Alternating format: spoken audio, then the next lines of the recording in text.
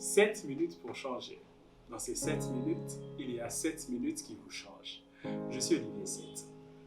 Continuons à parler de la vision, comme nous l'avons commencé la fois dernière. Ici, et essentiellement aujourd'hui, je vais parler de la vision selon Dieu, ou mieux, la vision selon la Bible. Je vais donner quelques principes de base ou quelques définitions de base, ou mieux, quelques, on va dire, leçons de base sur la vision selon la Bible. Premièrement, la vision biblique est basée sur la personne de Dieu. Vous ne pouvez pas voir comme il faut si vous ne voyez pas encore ou si vous n'avez pas encore vu Dieu. Vous ne pouvez pas concevoir les choses comme il le faut si vous n'avez pas encore rencontré Dieu. Vous ne pouvez pas être un bon visionnaire si vous n'avez pas encore rencontré celui qui vous a donné la vision ou celui qui vous donne la vision.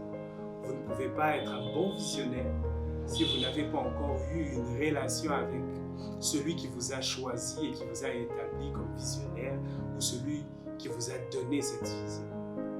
Deuxièmement, toute vision biblique est basée sur la volonté de Dieu.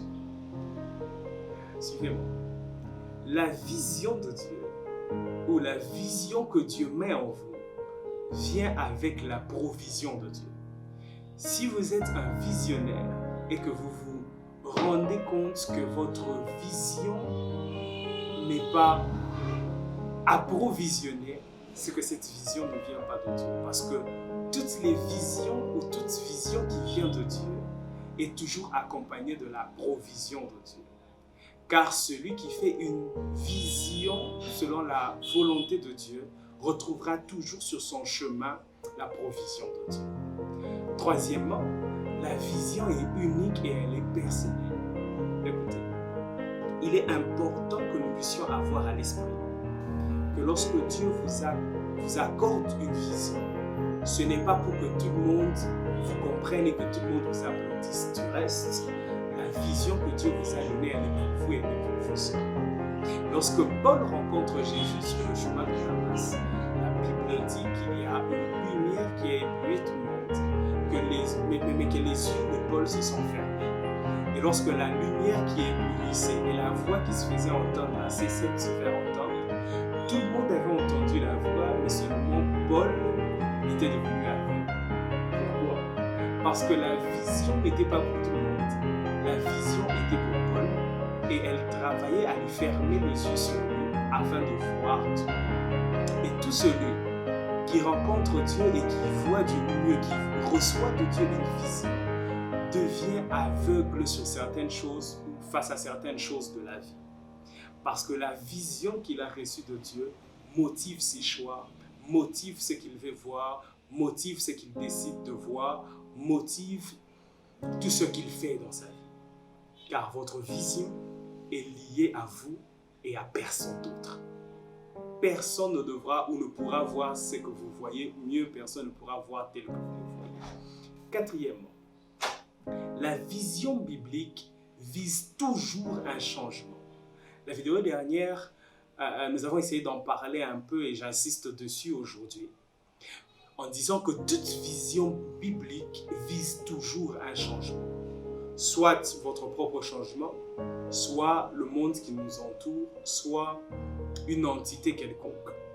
La vision a toujours été révolutionnaire. Vous avez une vision? D'accord, je vous poserai une question. Qu'est-ce que vous voulez changer? Toutes les fois que vous vous rendrez compte que vous avez une vision, posez-vous la question, avec cette vision, qu'est-ce que je veux changer? Cinquièmement, la vision selon Dieu vous fixe vers l'avenir. Vous ne pouvez pas avoir une vision ou vous ne pouvez pas réussir une vision si vous vivez toujours dans le passé. La vision selon Dieu, c'est pour un avenir, c'est pour le futur.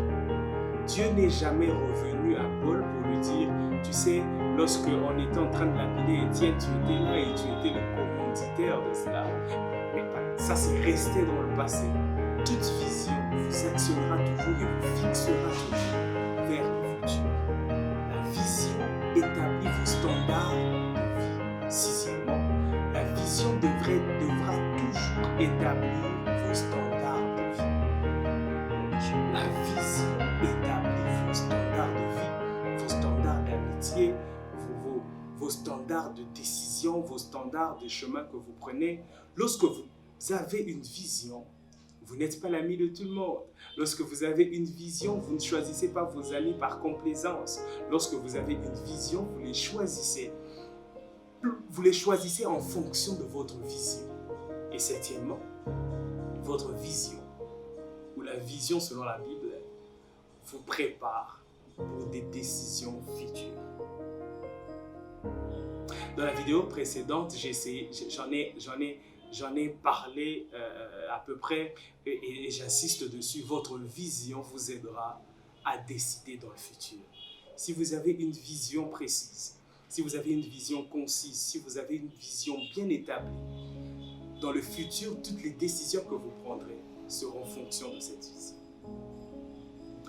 Seront en fonction de cette vision. N'oubliez pas, dans ces 7 minutes, il y a 7 minutes qui vous changent. Découvrez-la et changez. Je suis Olivier Sète.